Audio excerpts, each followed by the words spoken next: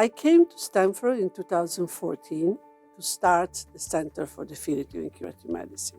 The whole idea was to really accelerate the translation from the bench to the bedside, leveraging the innovation, the cutting-edge science ongoing at Stanford, with the mission to cure incurable diseases, diseases with very high unmet medical need, for which cell and gene therapy can make a difference. And of course, we don't cure diseases, we cure patients. The Stanford Center for Definitive and Curative Medicine, or CDCM, is designed to support a broad spectrum of cell and gene therapies that are designed to give one-time cures that last the lifetime of a patient.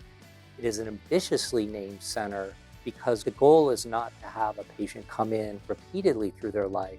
The goal is to be able to do this once and done and have them go away and maybe never even realize if they're a young child that they had the disease that they came for originally.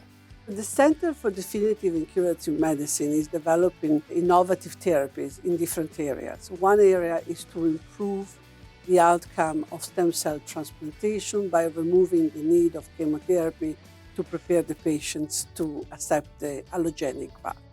Another platform is based on the gene editing technology that Matt Porteus developed. The third platform is related more to the use of inducible stem cells or embryonic stem cells to engineer and be reinfused in the patients to fix a genetic disease. Finally, we have the in vivo platform where we deliver the gene with a viral vector directly in vivo in the blood of the patient. And last but not least is the platform that I developed in my lab, which is induction of tolerance. Inducing tolerance to stem cells or to genes would represent a major breakthrough in the field because today, to prevent rejection, we use immunosuppression, which of course has many side effects and toxic effects for the patient. So to induce tolerance to the cells that we introduce in the patient to fix a gene or to fix a disease, it would be a major step forward. I work on regenerative medicine. People are born with organs that don't work. And traditional medicine has to fix it with surgery or drugs, but they can't, and they're incurable. So regenerative medicine is the third arm of therapy, which helps to replace those tissues, allowing a normal lifespan to occur. In particular, I work on a disease called epidermolysis bullosa. These are kids that are born missing one of 18 proteins that keeps your skin on your body. Basically, skin comes off and their wounds never heal. They're wrapped with bandages for their whole life and there's no therapy.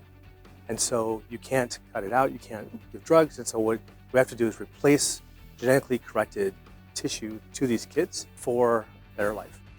Alpha-beta T-cell depletion is a strategy of graft manipulation which addresses the problem of graft-versus-host disease by physically eliminating from the graft, the transplant, the only type of cells responsible of graft-versus-host disease. Why this is so important? Well, because graft-versus-host disease is the main immune-mediated complication post-allogenic transplant and can be fatal in some cases. To make transplant safer, especially when we use a donor who is not fully matched with the recipient, we need to get creative and modify the cells that we are infusing into the patient. Eliminating from the graft the only cells responsible of graft-versus-host disease, we obtain a transplant which is enriched in all the good cells that we want. The stem cell, which are mediating the engraftment, but also a number of other effector cells, such as NK cells and gamma delta T cells, that can help protecting from infections and leukemia without promoting graft-versus-host disease. I work on hematopoietic stem cell transplants, and specifically developing ways to make transplants better and safer by changing the conditioning that is used upfront prior to transplant, trying to eliminate chemotherapy and radiation that is used, and instead replacing that with antibodies and other methods that are safer and gentler. The CDCM is unique because it combines multiple factors. Number one, the incredible talent of the CDCM faculty and staff.